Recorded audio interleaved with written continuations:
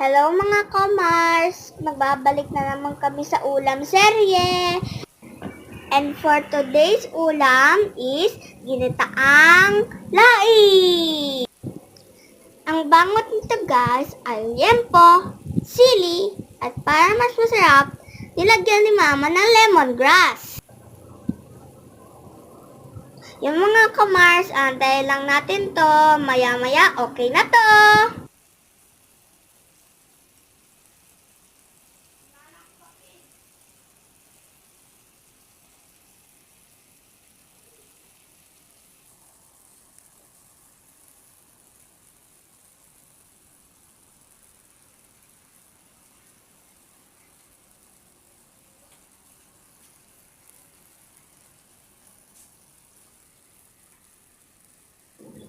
Goodbye mga kamars! It's yummy!